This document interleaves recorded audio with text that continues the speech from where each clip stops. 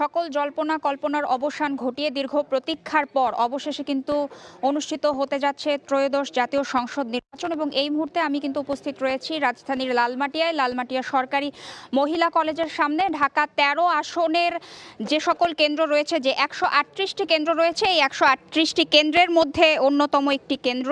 এই কেন্দ্রে আমরা এসে যেটি দেখতে পাচ্ছি যে সকাল থেকেই কিন্তু বিভিন্ন পোলিং অফিসাররা অপেক্ষমান। তারা কিছুক্ষণের মধ্যেই কিন্তু এই কেন্দ্রে প্রবেশ করবেন এবং নির্বাচনে ভোট সংক্রান্ত যাবতীয় প্রস্তুতি সম্পন্ন করবেন। এবং আমরা যেমনটি জানি যে সকাল 7:30 থেকে কিন্তু শুরু হবে ভোটারদের ভোট গ্রহণ এবং এটি চলবে বিকাল 4:30 পর্যন্ত।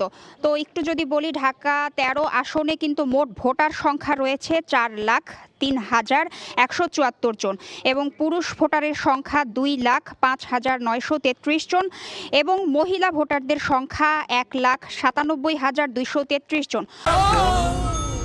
ডেন্টিস্টের পরামর্শ নাও নতুন কোলগেট অ্যাক্টিভ সল্ট।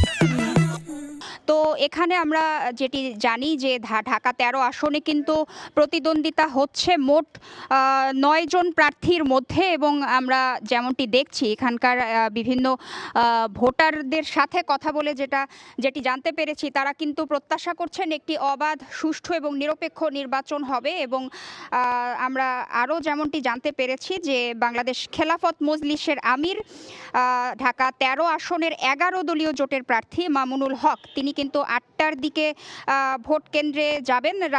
রাজধানীর মোহাম্মদপুর 7 মসজিদ রোডের একটি ভোট কেন্দ্রে তিনি ভোট প্রদান করবেন বলে কিন্তু আমরা জানতে পেরেছি।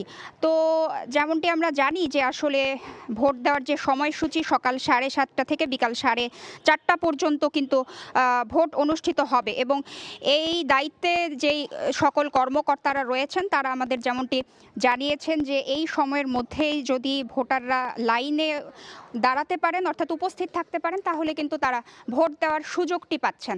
এই ছিল ঢাকা ১৩ আসনের ভোটের বিস্তারিত।